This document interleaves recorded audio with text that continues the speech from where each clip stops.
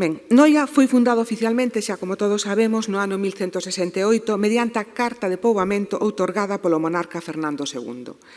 De todos os xeitos, hoxe, na historiografía, é un feito totalmente admitido que esta fundación non foi ex novo, senón que aquí había algún tipo de ocupación.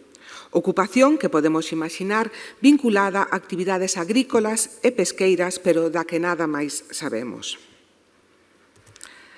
Respecto ao tapal, eu a día de hoxe teño a espera de que a arqueoloxía confirme ou desbote a miña teoría.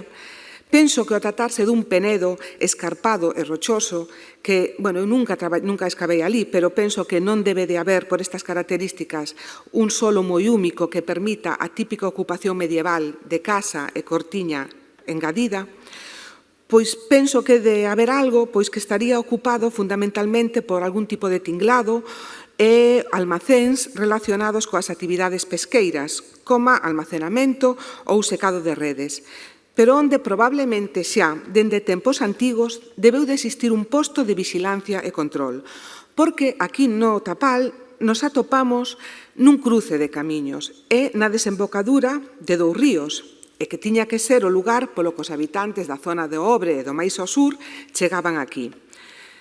Cruzando pola ponte, cando xa había ponte, e antes, probablemente, mediante barcazas.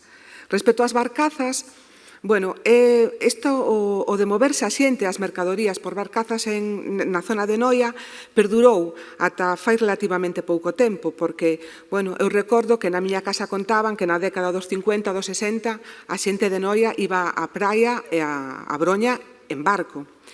E xa retrotraéndonos no tempo, temos documentación do século XVI donde se fala das barcazas que cruzaban dende os castros de San Bartolomé, é dicir, dende a Barquiña, ata San Cosme. Estas barcazas eran unha concesión do mosteiro de Toxosoutos, que eles, a súa vez, arrendaban aos distintos barqueiros por cartos para desempeñar o traballo. Ben, volvendo a Noia, o que sí sabemos é que tras a fundación real Noia foi moi pronto cedida aos arcebispos compostelanos, a Mitra, e que o Tapal foi o lugar elexido para a construción do seu castelo fortaleza. Tamén, neste sector de Noia, sabemos que existía unha igrexa previa actual ou unha capela dedicada a San Martiño. Sabemos que esta igrexa existía xa no século XIII, porque existe un testamento dun coengo con data de 1283, referencia publicada por Camaño Martínez, donde, como vedes aí, se cita especificamente a igrexa de San Martiño. A existencia desta igrexa anterior ao templo actual permanece na memoria popular, e así Enríquez Osorio, que foi un escribán noiés que viveu entre os séculos XVIII e XIX, recolle o seguinte: que Noia se ha mudado después de sumergida a la capilla de San Martiño de Sobreiral por los muchos árboles que destos allí había en toda su extensión, hoy ribera y en aquel tiempo dehesa, es tradición muy antigua, y testigos los troncos de aquellos árboles que aún se encuentran en lo que de entonces acá se formó ría. Que la capilla de San Martín estaba cerca del Puxilgo y no donde está la iglesia, se evidencia porque habiendo Meis era un vecino de Noia, hecho obra allí, casas, tingladas y lagares para sardina, haciendo excavaciones de cimientos antiguos, halló la imagen en piedra de San Martín, pequeña, y para memoria le aconsejé la pusiese en la pared, que hizo como la puso, y dice a la Rúa del Aje o calle de la Canliña de abajo. Su mujer vive y la recuerda como yo. Bueno, respecto á situación exacta desta antiga capela ou igrexa de San Martiño do Sobreiral, existen entón diversas teorías. A popular, que é a que recolle Enríquez Osorio, que a sitúa no Puxilgo, mentres que a historiografía máis académica a sitúa na actual igrexa de San Martiño. Bueno, entendo que a resposta a esta cuestión a dará a arqueoloxía, se algunha vez se fai algunha intervención dentro da igrexa. Respecto á imaxe da que fala Enríquez Osorio, Pois está asumido que se trata desta que vedes na foto e que está na fachada, nunha fachada na Rúa de Laxe. Vos, se vos poñedes na Rúa de Laxe mirando cara a Peregrina, está nunha casa á esquerda. Sempre, está asumido que esta é a imaxe de San Martiño do Sobreiral. Non sei por qué, agora pintaronlle aí o nome de San Lois.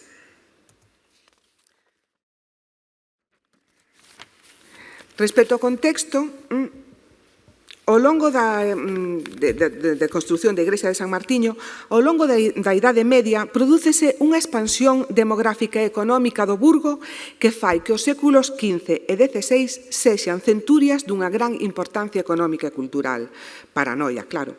Froito deste esplendor e bonanza comercial, foi o desenvolvemento dunha arquitectura gótica cuyos fitos máis sinalados podían ser a construcción desta nova igrexa de San Martiño, a Casa da Xouba ou o Pazo da Costa.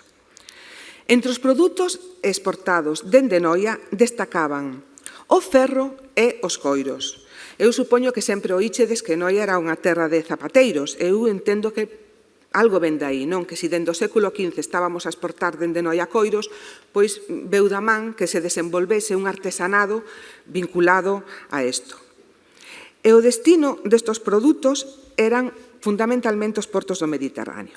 Pero os barcos noieses non só mantiñan relacións con portos españois, senón que está documentada a súa presencia no tráfico marítimo internacional, con importacións e exportacións dende Burdeos, Inglaterra, Portugal, Nápoles ou enclaves costeiros africanos. En relación aos produtos importados, que logo serían redistribuídos dende Noia por terra, destacan o aceite e o viño, procedentes de Sevilla e este último tamén o viño dende a Coroa de Aragón. A importancia do Porto de Noia queda entón reflectida, por exemplo, nun inventario realizado pola profesora Ferreira Priegue, onde di que entre os anos 1381 e 1520 figuran 78 barcos noieses, sendo este porto, o de Noia, só superado nestas datas en Galicia, polos de Pontevedra e a Coruña. É dicir, era o terceiro porto, Noia era o terceiro porto de Galicia. Segundo o profesor García Oro, no século XV Noia xa constituía un emporio comercial e pesqueiro, complementado con actividades vinícolas, produtos de horta e froitas, cultivo de liño, cáñamo, etc. Tamén destacaba a abundantísima produción de madeira, madeira que estaba destinada aos asteleiros locais para a construcción destes grandes barcos destinados ao comercio internacional e á pesca. Ben, o Porto de Noia era entón o centro de actividades de toda a ría, existindo, según García Oro, outros secundarios en Miñortos, Boa, Pereiro, Taramancos ou no Obre. Ben, pero Noia era tamén, como decimos, un importantísimo porto pesqueiro. Era un mar moi rico. Aquí pescábase, está documentada a pesca de todo tipo de produtos, merluzas, picotas, congrios. Destacaba a importancia do banco de ostra, era importantísimo. Está documentada na Idade Media, século XVI, a exportación dende Noia de ostra en escabeche, porque era a única forma de conservala para poder exportala. Pero, digamos que o produto estrela era a sardiña. Ben, a sardiña de Noia era tan boa e tan cotizada que din nas crónicas do tempo que cando aos mercados chegaba a sardiña de Noia xa non se quería ningunha outra sardiña. E de feito, por exemplo, mentres que a sardiña que viña do sur de Galicia, de Baiona, por exemplo, o millar costaba uns 6 reais, a de Noia chegaba a valer 9 reais. Ben, neste contexto tan florecente e deste esplendor comercial e pesqueiro está San Martiño, no século XV. Ao marxe do significado espiritual e religioso, que é obvio nunha igrexa, temos que destacar que San Martiño era tamén, en certo modo, un elemento propagandístico, non? No senso de como a arquitectura simboliza o grao de poder e relevancia económica do lugar onde se construye. San Martiño era a carta de presentación para todos estes comerciantes e mercadores que viñan a Noia a facer os seus negocios, e tamén, lóxicamente, os peregrinos que chegaban ao porto, a Portus Apostoli. Aínda que o orzamento para a construción de San Martiño correu a cargo fundamentalmente da Igrexa, tamén está documentado que a confraría de San Nicolás, que era a confraría dos mareantes, tamén corría cos gastos de mantemento da Igrexa. Non está documentado, pero podemos presupoñer que tamén, eu non documentei, que os grandes mareantes e os mercadores da vila deberon de facer donativos importantes para a súa construción e mantemento, xa que, como acabo de dicir, San Martiño tiña unha función de representación pública da vila. Despois da conferencia fantástica da profesora Marta Cendón do martes ou a espera do que dirá Rosana Guerra mañán, eu nada vou aportar aos aspectos formais e construtivos do templo. Só algo, algún apunte así anecdótico. Por exemplo, a gran pregunta relativa ás torres. Por que non se rematou a segunda torre? Sempre se achaca isto a cuestións orzamentarias, pero, a min particularmente resultame difícil de creer que se houbo cartos para facer semellante edificio que non houbese uns maravedíes para poder rematar esa torre, porque, ademais, pouco quedaba. Eu non sei a resposta a esta pregunta. A deixo no aire por si alguén algún día pode dar conta dela. O que podo decir é que, investigando sobre isto, o único que atopei foi que en 1568 é cando se contrata a fabricación para unha campá para a igrexa de San Martiño. Respecto a estas fotos, eu teño que recoñecer que dende que atopei esta imaxe en color, a poño sempre, porque a min o feito de ver un camión cargado de bombonas pegado a San Martín dame auténticos arrepíos, e a Praza do Tapal chea de coches. Pero, o curioso é que isto fai tempo xa dela, pero tampouco fai tanto, é dicir, de onde vimos co coidado e a relación co noso patrimonio.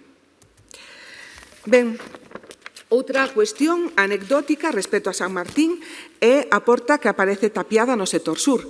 Eu sempre pensei que fora tapiada por unha cuestión de reorganizamento interno, de ter que poñer aquí algún tipo de pequeno retablo ou unha figura ou algo, pero, polo visto, parece ser que por unha cuestión moitísimo máis prosaica, que foi tapiada por as fortes correntes de aire, porque cando soplaba o vendaval, claro, aquí daba o vento do sur e facía moita corriente, os fieles queixábanse, entón decidiron tapiala. Algo que está claro con respecto a San Martiño é o feito de que existe unha intencionalidade evidente de vincularse a Compostela. A parte de cuestións decorativas, como motivos vexetais que aparecen en arcos interiores e que algúns historiadores do arte relacionan con templos de Compostela, esta é o máis evidente, non? Os músicos da portada principal, que nos remiten ao Pórtico da Gloria. Estou, lóxicamente, de acordo con Marta Cendón cando decía outro día que non é unha copia do pórtico, por suposto que non, pero evoca o pórtico, non? Eso é evidente. E aquí eu creo que volvemos a cuestións simbólicas en que se entrelazan entre o templo e a vila de Noia, a reivindicación desta conexión de Noia e da súa igrexa con Compostela. E agora paso unha serie de fotos que foron feitas polo luthier Luís Martins para a recreación dos instrumentos que tan maravillosamente tocou onte Esperanza Mara. Gústame poñelas porque poucas veces temos así oportunidade de velas as figuras tan preto nunha pantalla tan grande. E podemos apreciar un pouco mellor os detalles, non? Por exemplo, fixádevos nas vestimentas, é que non hai unha túnica igual a outra. Cada unha ten o seu detalle. Fixádevos esos nestas diferencias. O paso do tempo, como a erosión está traballando nas figuras. As barbas, tamén, fixádevos, cada unha ten o seu propio detalle. As expresións dos músicos, o que vos decían, fixádevos nas túnicas, cada unha dun xeito. Os instrumentos, lóxicamente. Ben, Seguindo coas cuestións anecdóticas, a min resúltame curioso o seguinte. Resúltame curioso o feito de que mentre Santiago Apóstolo está representado na portada non unha, sino dúas veces, a única escultura de San Martiño que existe sexa unha talla de madeira do século XIX. E, sobre todo, tendo en conta que no interior da iglesia atopamos esta escultura de granito policromado do século XIV, que tamén representa a Santiago Apóstolo. Figura que, bueno, como podedes ver, ten un porte importante e un pouco mide 1,04 centímetros. E, bueno, eso é anterior, é do século XIV, entón, bueno, según os historiadores da arte, entón é anterior á construción de San Martiño. Entón vemos eso, non? Unha igrexa dedicada a San Martiño, pero quen está representado fundamentalmente é Santiago Apóstolo. Eu, respecto á presencia desta escultura en concreto no interior do templo, bueno, chamoume sempre moito a atención. Entón, falando deste tema con Concha Ayud, ela apunta a posibilidade, bueno, que pode ser, é unha teoría que eu comparto plenamente, non podendo ser de outro xeito, ademais, vindo de Concha, é que esta figura é posible que proveña da capela do antigo hospital de Fora, que era dos peregrinos. Entón, así, ten sentido que teñamos esta escultura en San Martiño e que acabou en San Martiño, bueno, pois, polo deber da historia. E tamén, ora, xa casi rematando con San Martiño, poñervos esta foto polo retablo, un retablo que no seu tempo tamén estuvo na igrexa. Eu, preparando esta charla, eu pensaba e decía que, bueno, cheguei á conclusión ao final de que San Martiño é un santo que non tuvo, como santo non tuvo moita sorte con Noia, porque, bueno, fanlle un templo fantástico, pero non nos rematan. Non, repito, non hai unha escultura de pedra importante con porte do santo. Temos a figuriña do San Martiño este de Sobreiral e hasta lle cambian o nome. E xa, por último, o tema da festa, non? Que a min sempre foi algo que me chamou moitísimo a atención, porque as festas de Noias, as festas grandes de agosto, non son en honor a San Martín, son en honor a San Bartolomé. Eu escoitei unha vez a Agrelo decir que cando os habitantes do Castro da Barquiña viñeron para Noia traxeron consigo o santo. E, bueno, algo así é, porque ali na Barquiña hai un illote pedregoso onde se di que había unha capela dedicada a San Bartolomé. Entón, bueno, creo que tiña razón Agrelo, non? Viñeron e traxeron o santo consigo e tuvo como unha especie de preeminencia sobre San Martiño.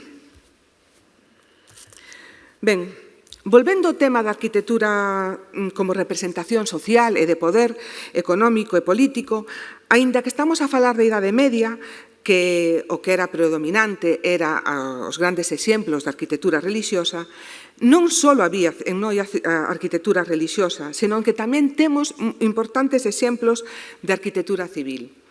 É aquí, ademais, cando a miña charla, o título da miña charla colle sentido. Porque os arqueólogos e os historiadores, os arqueólogos non facemos solamente arqueoloxía de cota cero para baixo, non só escavando. Nos tamén estudiamos, aparte de documentación, estudiamos as paredes dos edificios, buscando pistas, facendo que se di lectura de paramentos que nos permitan a reconstrucción histórica de noso pasado. E agora vouvos a falar de algún exemplo. Este que tendes, bueno, xa nin que decir, é o Pazo da Costa, edificio do século XIV. Bueno, pois, por avatares, bueno, o actual propietario quixo facer unhas reformas no seu tempo e dende a Xunta lle din que necesita facer un estudio da historia do edificio e, ademais, estudiar a súa evolución constructiva, porque, claro, desenvolveuse ao longo de moito tempo este edificio. Se foi construído no século XIV, estamos no XXI, bueno, xa imaginades, entón, dentro hai moitas remocións. Entón, era moi interesante saber e importante saber que era novo, que non o era, etc. E, bueno, aí entramos nós. A min, o primeiro que máis me chamou a atención cando empezamos co estudio deste edificio é o tamaño que chegou a ter o predio vinculado ao pazo, o tamaño tan grande que tiña este pazo urbano. Mirade, o que está aí en laranxa, iso é a parcela que ocupa actualmente o Pazo da Costa, o que é edificio en sí. Pero o que está en roxo, iso era toda a propiedade vinculada ao Pazo, que logo, co paso do tempo, lóxicamente, foise dividindo en parcelas, sendo de outros e vendendo. Pero, ata día de hoxe, chegan señais, que dan pistas, que dan cousas, a parte da documentación, que nos indica como era esta propiedade, o tamaño que tiña que ser. Por exemplo, entre o que é o Pazo e o edificio da Armería, a tenda esta da Armería que está xusto en riba, ao norte, existe na actualidade un arco moi bonito de pedra, que era unha porta, pero, lóxicamente, hoxe está pechado porque son distintas propiedades. Cara ao sur, vedes aí unha parceliña pintada de malva que pon Casa Nova, iso é onde está o Cantón 17, o bar Cantón 17. Bueno, aí a vinculación é clara. Se ides á parte de atrás da cafetería, hai un patio que é o patio do Pazo. E comprendía tamén, como vedes, a mazán de casa que daba á Praza da Constitución, eso todo era do Pazo, incluído o Lelé, e así esa volta. Eu teño aí que pon Casa Nova, Casa Bella, e iso é porque don José Romaní, que faleceu o ano pasado con 93 anos e que nacera na Casa Gótica, el contábame que na súa familia, dende sempre, a Casa do Cantón lle chamaban Casa Nova e outra que lle chamaban Casa Bella porque fora construída moito antes. Entre todas elas hai eso, hai portas ou hai indicios que aínda manteñen esta vinculación. Eu, por exemplo, traballei fai anos entre o que é a Casa Bella e o Lelé, e aí había unha porta, aínda, que daba a este patio traseiro do Pazo, ao patio interior do Pazo. Ben, tampouco era tan extraño que estes edificios pacegos tuveran estas dimensións, porque, claro, no que é un edificio noble, pois aí vivían os señores, pero eran necesarias dependencias para criados, para caballerizas, alpendres, etcétera. Respecto á evolución construtiva do Pazo, o propio edificio en sí tamén experimentou un proceso de construción ao longo de tempo. Non é un edificio uniforme. Aquí, neste alzado, a simple vista xa se ven importantes diferencias entre a zona norte e a zona sur. A zona norte é a que está hacia a vosa esquerda. Como vedes aí, os arcos son lixeiramente apuntados, pero os que están cara ao sur son máis altos e máis apuntados. E, a nivel formal, nas fachadas, vedes que na zona norte resolvense mediante 2 vanos por planta, mentras que na zona sur é solamente un vano por planta. Tendo isto en conta, outras cousas, chegamos á conclusión de que estas son as fases construtivas do edificio. A fase A, eso sería a parte máis antiga. Ese é o núcleo inicial do Pazo. Logo está a fase B, polo que fora, nun momento determinado, lle diron un alto. Despois está a fase C, é dicir, todo dun corrido, todo unha vez, levantaron ese corpo e que engadiron o anterior. A fase D, fai referencia a dependencias interiores, e a fase E ao tellado. O tellado puxémolo así moi independiente, para que lle quedara claro a Xunta que era un tellado do século XX e que se podía actuar nel. Chegamos a todo isto por pistas, por cousas que nos aparecen nas paredes e que hai que buscar. Eu aquí, chegado a este punto, quero agradecer públicamente a axuda que me prestou o arquitecto Iván Camba do Pazo, porque, ca súa amabilidade característica, estuvo horas comigo ali unha mañán axudándome a entender o edificio. E, ademais, reivindico dende aquí que para este tipo de traballos está sendo moi satisfactorio cando damos con vos profesionais ir da man dos arquitectos, porque procedemos de disciplinas diferentes, entón os arquitectos teñen unha forma de ver as cousas e nós temos outra. Entón, esa complementariedade fai que os traballos sean moito millores e máis ricos. Pois como vedes aí, marcados cas flechas, vedes, eu creo que se ve perfectamente, non? Que hai aquí unha especie de L, que se diferencia perfectísimamente do resto dos paramentos. Entón, iso está marcando como unha pastilla, unha píldora, un bloque que foi un engadido posterior. Despois tamén vese entre ambos corpos do edificio, que os decía, a zona norte, que é a antiga, e a zona sur, vense tamén as costuras do edificio. Que pasa? Que, bueno, tendo en conta que aquí estábamos falando dun pazo e dunha fachada, aquí os canteiros fiaron fino. Entón, intentaron que estas costuras se noten o menos posible. Pero, bueno, ollos entrenados poden velas e vese como, bueno, son edificios diferentes, é dicir, que responden, a momentos construtivos diferentes. E, ademais, o muro que discorre por onde van esas flechas verdes, eso se aprecia dende dentro, é un muro moi groso, entón eso nos está a decir que estamos nun muro de fachada, non era un muro interior. Os muros interiores das casas das dependencias son estreitos, este é moi groso. Este, ademais, xa para reforzar máis, na primeira planta, nesa parede, vedes a foto de arriba, aparece unha ventana con faladoiro. E isto, bueno, só ten sentido se daba pois a rúa ou a unha zona de recreo, non entre dúas estancias. Ben, como vos decía, é un edificio que ten un desenvolvemento moi longo ao longo do tempo, entón por dentro está moi modificado, entón aparecen portas novas, portas vellas que se pechan, etc., que responde, bueno, aos distintos usos e necesidades que foron tendo as estancias ao longo do tempo. Na foto inferior, o que vedes é unha porta que foi pechada, moi coidadosamente pechada, pero si pechada. E, bueno, esta ten a característica de que en cada pedra da dovela, creo que non se aprecia moi ben, pero hai unha marca de canteiro. E que, bueno, este pazo, a verdade é que é unha auténtica maravilla. Ben, pero este pazo estaba, ademais, tiña outra característica, que estaba no centro do centro da vila. O vedes aí marcado en roxo, vedes ao lado un círculo malva que fai referencia ao Pazo da Xouba, onde está a imprenta blanco. Moi preto, ali marcado en laranxa, está o Pazo da Rosa, o pobre que experimentou ao longo do tempo profundísimas e, sobre todo, desafortunadísimas intervencións, entón só queda esa magnífica porta. E o pazo daba á praza principal. A praza que durante, polo menos, os séculos XV e XVI foi a praza da vila, por autonomasia. É unha documentación ca que traballei no século XVI.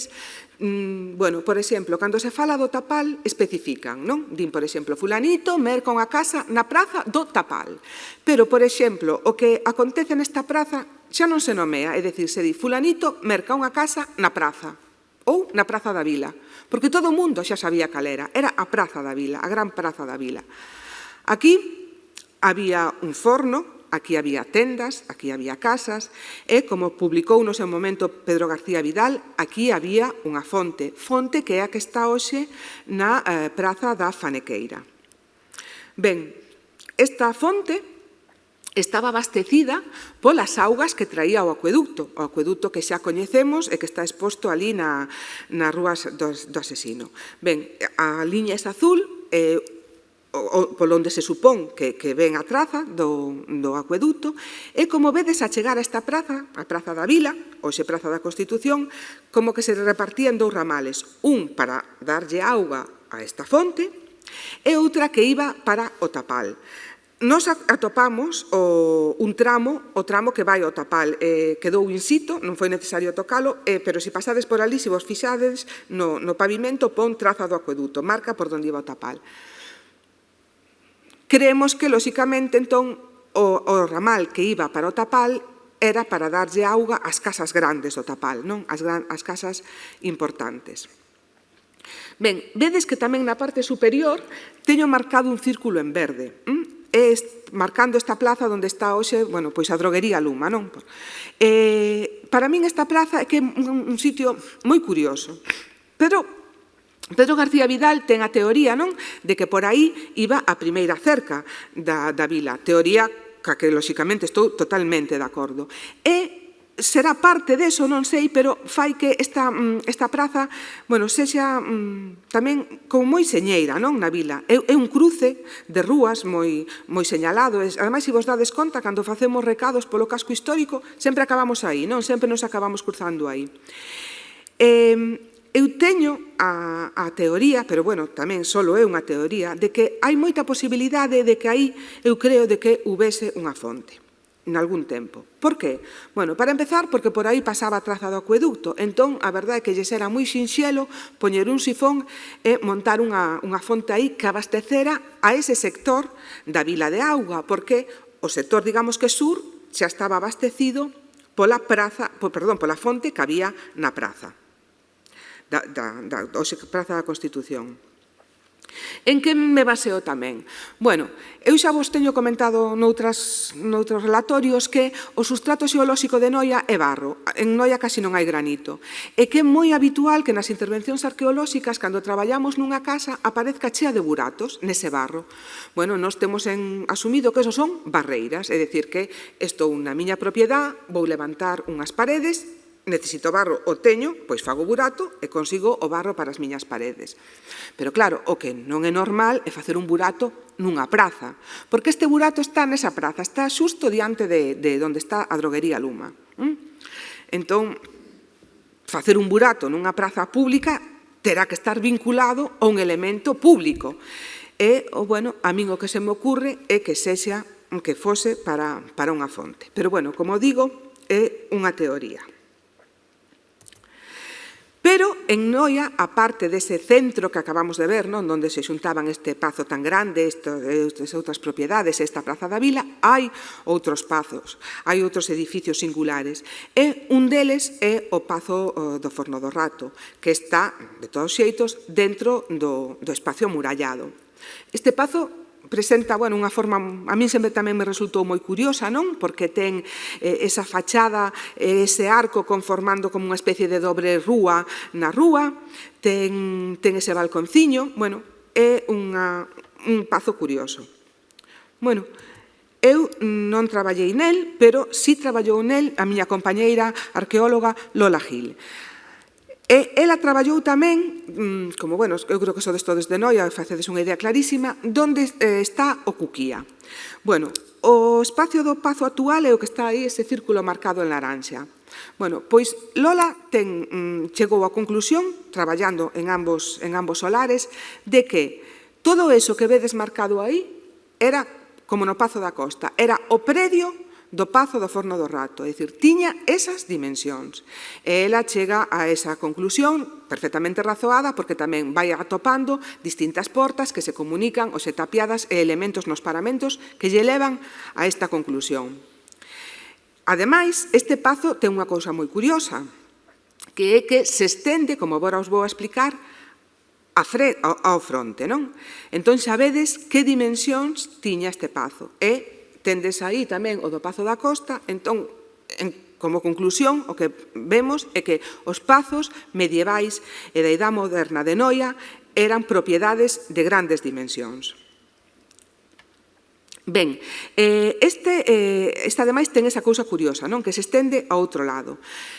Como vedes, o que está así marcado con línea azul continua, eso é o edificio que está enfrente, xusto, onde vai a dar ese balconciño.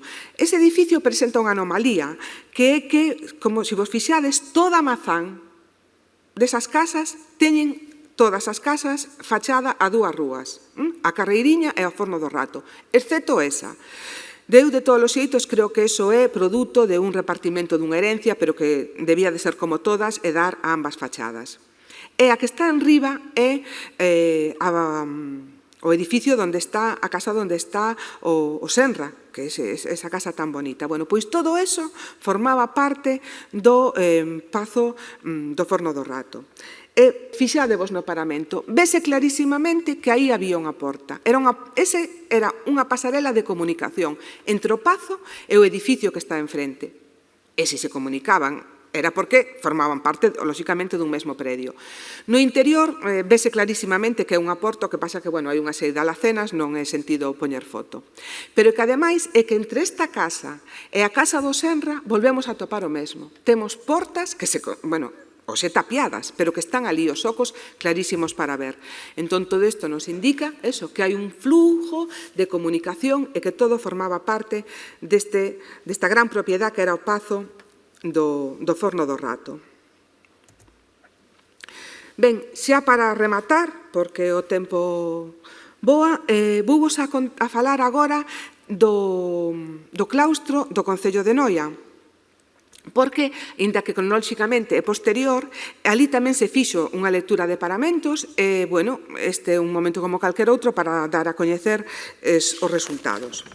Bueno, como dixo Xerardo outro día, San Francisco veu a Galicia no século XIII e no século XIV fundouse un mosteiro en Noia, concretamente en Sueiro, no lugar de Mosteiro, a uns 2 kilómetros aproximadamente de Noia. Eu estuve ali no seu momento facendo así unha pequena prospección a ver se algo quedaba e, bueno, o que me dixeron entre os veciños, bueno, pois é creencia popular que o mosteiro estaba onde hoxe se levanta esta alpendre. Eles están convencidos de que era ali exactamente, incluso din que algunha das pedras tiña que ser deste antigo mosteiro. Tamén me levaron a unha fonte, onde había antes unha pía, decían eles que moi grande, hoxe desaparecida, que ten unha pedra cunha canaladura. Aquí o que conserva é o topónimo, que se chama a Fonte dos Cregos, e está ali no lugar de Mosteiro. Ben, o caso é que a finais do século XV, xa a principios do XVI, os franciscanos queren trasladarse a Noia. Pero situarse fora de murallas, porque eso, ademais, era a tónica, a norma deste tipo de conventos. Se situaban fora das murallas das cidades ou das vilas. Bueno, entón, antes de nada, apuntar que o que vou a contar a partir de agora da historia do convento eu tomo dun traballo inédito de Pedro Fiaño, un magnífico traballo, como sempre, de Pedro Fiaño, que no seu momento mo proporcionara o Concello de Noia para complementar o meu traballo no claustro. Ben, entón a cuestión é que os frades queren virse para Noia e reúnense, hai unha reunión en Noia. En esta reunión, pois, ven un delegado do arcebispo, veñen, lógicamente, franciscanos e prohomes da vila de Noia. E resulta que empeza a haber oposición a que os frades se instalen aquí. E que alegan? Bueno, pois alegan que por aquí, por esta praza, pasa o acueducto de auga que levaba auga ás fontes de Noia. Entón, teñen medo que na construción afecten a este acueducto, vital para o abastecemento da vila. Tiñan tamén medo de que, mediante bulas e licencias do Papa, conseguiran apropiarse os franciscanos de terreos e de camiños públicos que non querían que fose así. Tamén consideraban que a existencia desta igrexa, dunha nova igrexa, inda que fora extramurallas na vila de Noia, iba a perxudicar a San Martiño. E tamén tiñan medo de que, ao estar fora murallas, precisamente, en tempo de guerras, pois, hai tanto a igrexa como o mosteiro servise como refuxio para malhechores. Bueno, entón os franciscanos comprométense a non afectar nada desto. Para empezar, eles din que respecto ao acueducto, construiránse as súas dependencias 2 brazadas ao Bonaval do mesmo. E a semade, eles din que non se van a abastecer de auga do acueducto, senón que eles van a ser autosuficientes no tema da auga e que farán unha serie de pozos na súa propiedade da que abastecerse. Din tamén que, lóxicamente, que eles non tomarán terreos que non lles sean cedidos voluntariamente. E, respecto ao tema dos malhechores, comprométense a que, se hai unha guerra, eles destruirían o convento e a igrexa para que non se pudesen refuxiar nel estes malhechores. Bueno, xa con estas concesións, estos acordos, os frades inician o traslado. E é realmente un traslado, porque o que fan é desmontar o mosteiro de Sueiro e traen a pedra para aquí. Este é un proceso lento. Entón, en principio, o que fan é construir unha pequena igrexa e unhas dependencias moi humildes en madeira.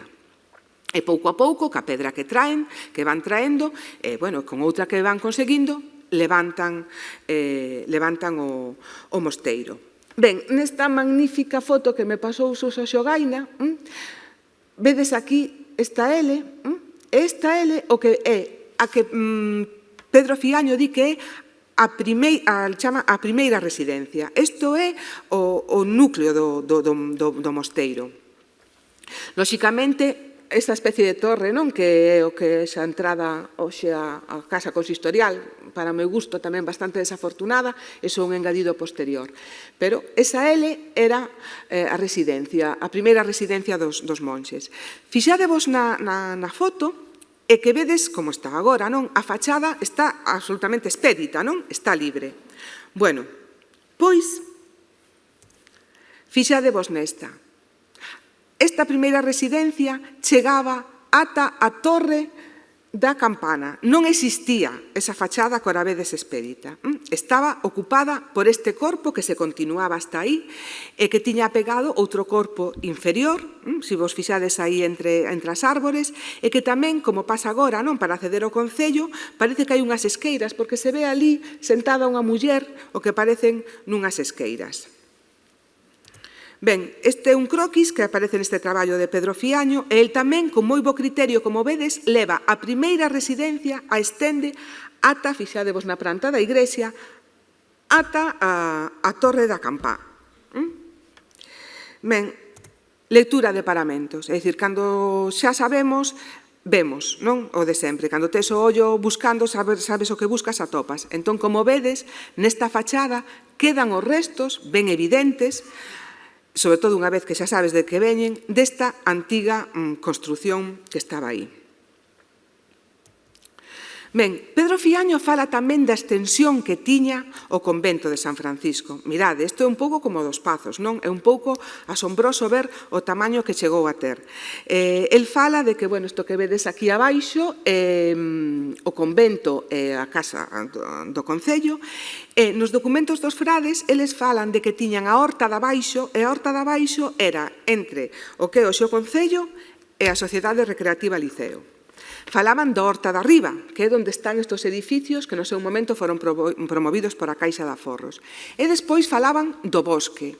E o bosque era entre o Liceo e comprendía as parcelas onde está o edificio do Instituto de Enseñanza Secundaria e, bueno, as rúas, parte das rúas, Pontevedra, Coruña, bueno, isto máis ou menos, según Pedro Fiaño, era a extensión que chegou a ter aproximadamente as propiedades do mosteiro de San Francisco en Noia. Aquí traio unha serie de fotos antigas, bueno, onde vedes aínda reminiscencias, non, desa zona agrícola, desa zona de horta, desa horta de abaixo. Aquí, se vedes, na esquina da casa consistorial e debaixo da ventana da fachada da igrexa, ainda se aprecia, ainda quedaba un remanente desa construción que chegaba ata a Torre da Campana. En esta, bueno, se vos fixades, hacia atrás, vedes o que eles, tamén, as reminiscencias de que quedaban do que eles chamaban a horta de arriba, non? Antes de que fose edificada. Tamén esta foto ten outro detalle curioso, que a ver se vos fixades, que é a fonte de San Francisco. Mirade onde está. Non está onde está agora. Esta fonte foi movida ao longo do tempo. Estivo, bueno, onde está agora, estivo onde a vedes e tamén estivo na propia rúa, xa no enlace ca porta da vila. Cando se fixo aquí a reurbanización desta rúa, xusto no punto onde se sitúa a fonte nesta foto, pero nas esqueiras, eu atopei un burato moi similar a que vos decía que atopei en frente de Luma. Estaba clarísimamente vinculado coa instalación de abastecemento de auga a esta fonte. Por iso tamén teño eu outra teoría, non? O que me leva ali. Ben, bueno, este edificio, o mosteiro, bueno, tivo unha vida azarosa ao longo dos séculos. Tras a desamortización de Mendizábal, a principios do século XX, do XIX, nos anos 30, bueno, os monxes foron exclaustrados e as propiedades foron, digamos que, confiscadas. E, bueno, por exemplo, as dependencias do mosteiro foron dedicadas a moi distintas cousas e, por exemplo, foi cárcere pública hasta 1931. Estaba aí a cárcere. Aínda cos monxes volven sobre 1912, pois durante todos, desde o 12 hasta o 31, convive o mosteiro ca cárcere. E o que o edificio do concello é destinado, que era convento, é destinado a concello a partir de 1951. Ben, o caso é que no 2002 mirade o estado calamitoso no que se atopaba esa zona do claustro. Ben, entón, en 2009 empezan as obras. bueno, o de sempre, empezas a picar as paredes e empeza a aparecer de todo. Portas, tapiadas, arcos, molduras, etc. E, bueno, foi aí onde entramos nós e onde entraron tamén os historiadores da arte. Por exemplo, atopamos, esta moldura aparece dúas veces, na planta baixa e na planta primeira, e aparece entre a parede, ali entre as pedras a puxeron. Segundo os historiadores de arte, ten unha cronoloxía do século XIV e esta é unha das pezas que ven deste mosteiro que os contaba antes que estaba en Sueiro. Bueno, pois probablemente, non, cando desmontaron o mosteiro e traxeron as pedras, traxeron tamén estas molduras que reutilizaron. Eu supoño que aquí xa tamén sería con un certo carácter sentimental, non, de ter, bueno, pois algo máis, digamos, decorativo e que viña do mosteiro antigo. Traxeron tamén esta porta, que está no concello, esta ven tamén de Sueiro. Cando vaiades por ali, fixadevos que ten o motivo decorativo propio dos franciscanos, que é o cordón dos franciscanos. Esta porta, repito, ven é do século XIV e ven do mosteiro de Sueiro. E, bueno, como vos decía, aparte de molduras, pois eso, empezan a aparecer portas, como vedes, ademais tamén tapiadas de formas diferentes, pois unha está con ladrillos, outra con pedra solta, outra con unha boa pedra, e isto, tanto a súa apertura como a seu pechamento, digamos, corresponde, bueno, pois como vos decía antes do Pazo, ao propio devenir vital do edificio. O edificio tivo, como bichedes, moitos usos, entón, según as necesidades, íbanse abrindo ou pechando portas. Tamén a lectura de paramentos nos permite ver o sistema construtivo. Este arco que vedes aquí é un arco de descarga, bueno, para descargar de tensións aos muros. E aquí, bueno, chamaba a atención que estaba interrompido por unha porta, esa que vedes aí tapiada con unha tabla, e que era clarísimamente contemporánea. Bueno, pois claro, tiña a súa razón de ser. Por que abriron esa porta? Bueno, pois porque os frades, cando volveron, o que se chama, non? A primeira residencia estaba ocupado por dependencias, bueno, por dependencias que eran para un concello e por cárcere, que decir, depósitos e así, non casa consistorial. E os monxes, bueno, tuveron que, os deixaron instalarse e construíron o que se chama a nova casa conventual. Que pasa? Que eles, desde a súa nova casa conventual, non podían acceder ao coro, porque eles antes accedían, bueno, por esa porta que hai na primeira residencia, co cual, bueno, pois algo tan sinxelo como eso, abriron unha porta que lles daba acceso ao claustro e, seguindo esta liña de frechas, podían entrar no coro da igrexa. Mentras que os presos, que tamén iban a misa e iban ao coro, entraban por a porta pola que dende sempre tiñan entrado os frades. Polo visto, o que sí se organizou o tema de horarios para que non coincidiran no coro frades e presos. Este outro exemplo, un arco de descarga. Isto, digamos, que foi así como o descubrimento máis efectista, non? Esta porta tan bonita está situada no lenzo este da planta baixa do claustro. Esta porta é unha porta do século XVI, unha porta renacentista, e, bueno, según os estudiosos da arte, hai exemplos, remite a outros exemplos, como, por exemplo, no Mosteiro de Poio ou no Mosteiro de Samos. E, normalmente, esta porta tan monumental dá paso a unha zona, como unha especie de distribuidor, e a unha esqueira tamén monumental que permitiría o acceso ás plantas superiores. Bueno, cando se fixo a remoción do claustro, esta porta estaba tapiada, como vedes aí, por parte dos franciscanos con ladrillo, como reformas que eles fixeron no seu interior, e pola parte do concello con grandes pedras. E aquí chegou a cousa, que cando se empezou a desmontar este tapiado, inda vedes aí o resto de un arco, empezou entre estas pedras a aparecer de todo. Capiteles, bases de columnas, fuses de columnas, partes de arcos, e, bueno, foi aquí o momento onde paresen todos que isto hai que facelo de outro xeito. Entón foi aí onde entramos todos a traballar. Os historiadores de arte o que fixeron foi unha selección das pezas máis, bueno, que les consideraron máis representativas, bueno, están todas estudiadas e catalogadas. Todas as pezas que aparecen neste tapiado, que se usaron para entullar, teñen unha cronoloxía entre o século XIV e o século XVI, é dicir, correspóndense cos dous momentos construtivos dos mosteiros, o XIV en Sueiro e o XVI aquí. Bueno, eles o que fixeron foi unha selección de pezas e que están ali expostas no claustro do Concello. Eu, a verdad, para preparar isto, estive pensando en ir, quitarlle unha foto a como está o estado actual da porta e das pezas, pero realmente atopei no ridículo, porque se algún de vos ten interés en velas, o creo que o máis axeitado é que vos acerquedes ali, porque ademais agora, que xa tendes un pouco de contexto, de sabedes de que va, pois o podedes ver in situ. E, bueno, xa remato, pois, por nada, con un exemplo do noso traballo. Nós, como traballamos este tipo de cousas? Bueno, pois os arquitectos nos fan un alzado. Neste caso, foi o arquitecto que nese momento traballaba no Concello, Sebastián Ríos Serns, que tamén unha persoa moi doada de traballar con el e aprendín tamén moito con el. E nós, sobre isto, pois vamos identificando os distintos elementos, os catalogamos, intentamos datalos e intentamos explicalos e correlacionalos. E, bueno, aquí xa remata o meu tempo. Nada máis teño que decirvos por hoxe. Gracias.